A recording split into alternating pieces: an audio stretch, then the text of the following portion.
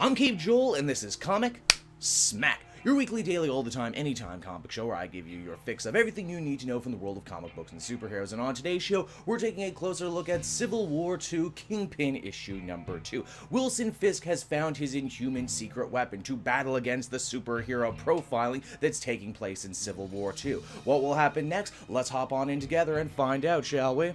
Alright, so as we join the comic, we see Turk recruiting a bunch of local muscle to come to Kingpin's big bad guy meeting later that same night. It's here that Wilson Fisk has summoned the very best of the very worst of New York's criminal and supervillain underworld under one roof to show off his brand new toy, that being Janus the Inhuman. Janus's power, of course, being that he can create a sort of blind spot for Ulysses and the heroes, which pretty much means Kingpin is free to do whatever the hell he wants, including execute a S.H.I.E.L.D. agent who infiltrated his ranks. And by execute a S.H.I.E.L.D. agent, I of course mean make the weaselly weakling Janus do it for him as a sign of good faith and loyalty. It's made very clear that this guy is not cut out to be a super criminal or even just a good criminal in general, but Kingpin needs to do everything in his power to keep him happy and keep him under his thumb if he wants to reclaim all of his lost territory. At first, things start going really good. The money's rolling in, everyone else is getting in line, but you don't become the Kingpin of New York without ruffling some feathers and stepping on a few feet. Because of that, Crime Master, who was working for Fisk, ends up dead on his front porch.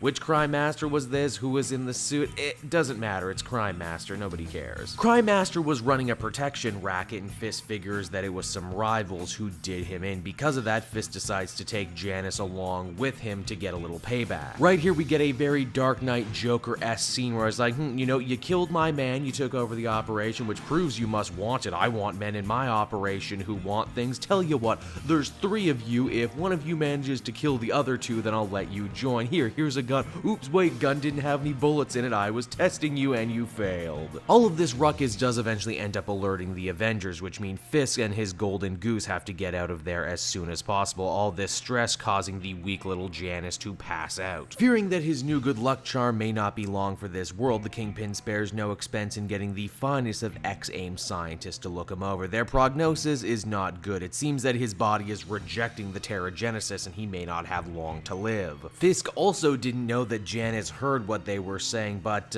Kingpin decides to actually take the young guy under his wing and let him live in his house during his recovery. What happens is strangely kind of sweet. They kind of form a weird surrogate father-son relationship. They watch old James Cagney movies together, they have breakfast. Fisk imparts on Janus his philosophy on life, saying that he only ever saw crime as a means to an end, and that end was making the world and New York City a better place. Clearly, this comic has taken more than just a little bit of inspiration from the D'Onofrio version of Kingpin we've seen on TV just recently. Kingpin is at Janus's beck and call so much, a bunch of the underlings begin to question who is actually running this operation now. As the comic winds down, however, Fisk is on his way to an important meeting when his entire apartment complex ends up blowing up with Janus inside. Now, I'm not saying the Punisher was responsible, but the Punisher was responsible. Civil War II Kingpin number 2 is a comic that continues to strike a chord with me. Granted, a very specific, very niche chord, but hey, you know what, there's a comic out there for everybody, and this one was for me, I guess. I like this story of Wilson being forced into kind of a fatherly role to this guy. I mean, you know he's obviously just exploiting him, but the dude kind of turns it around and exploits him back for a bit. By far, though, the biggest thing holding this comic back is the art. I mean, just look at it. It's not a pretty book, and that's unfortunate. Overall, though, I would feel comfortable giving this one a 7 out of 10.